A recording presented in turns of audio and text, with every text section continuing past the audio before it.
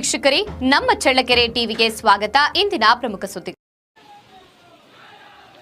ಚಳ್ಳಕೆರೆ ತಾಲೂಕಿನ ತಳಕು ಹೋಬಳಿ ಕಾಟಂದೇವರಕೋಟೆ ಗ್ರಾಮದಲ್ಲಿ ಜುಲೈ 31, 2026ರಂದು ದಲಿತ ಸಮುದಾಯದ ಮೇಲೆ ಸಾಮಾಜಿಕ ಬಹಿಷ್ಕಾರ ಹೇರಿ ಮನೆಗಳಿಗೆ ನುಗ್ಗಿ ದೌರ್ಜನ್ಯ ಎಸಗಿರುವ ಘಟನೆ ಖಂಡಿಸಿ ಕರ್ನಾಟಕ ದಲಿತ ಸಂಘರ್ಷ ಸಮಿತಿ ಪದಾಧಿಕಾರಿಗಳು ಸೋಮವಾರ ಜಿಲ್ಲಾಧಿಕಾರಿ ಕಚೇರಿ ಎದುರು ಪ್ರತಿಭಟನೆ ನಡೆಸಿದ್ದಾರೆ.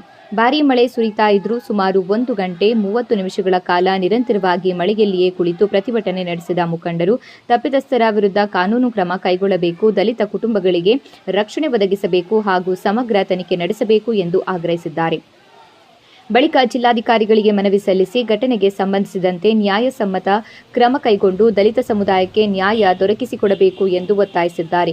ಪ್ರತಿಭಟನೆಯಲ್ಲಿ ಕರ್ನಾಟಕ ದಲಿತ ಸಂಘರ್ಷ ಸಮಿತಿ ಪದಾಧಿಕಾರಿಗಳಾದ ವಿಜಯಕುಮಾರ್, ರುದ್ರಮುನಿ, ಹೊನ್ನೂರು ಸ್ವಾಮಿ, ವೆಂಕಟೇಶ್, ರಾಜಣ್ಣ, ಸೋಮಶೇಖರ್, ಮಾದಿಗ, ದ್ಯಾವರ್ನಹಳ್ಳಿ ತಿಪ್ಪೇಸ್ವಾಮಿ, ಪರಶಪ್ಪ ಹಾಗೂ ರೇಣುಕಾ ಸೇರಿದಂತೆ ಹಲವರು ಭಾಗವಹಿಸಿದರು.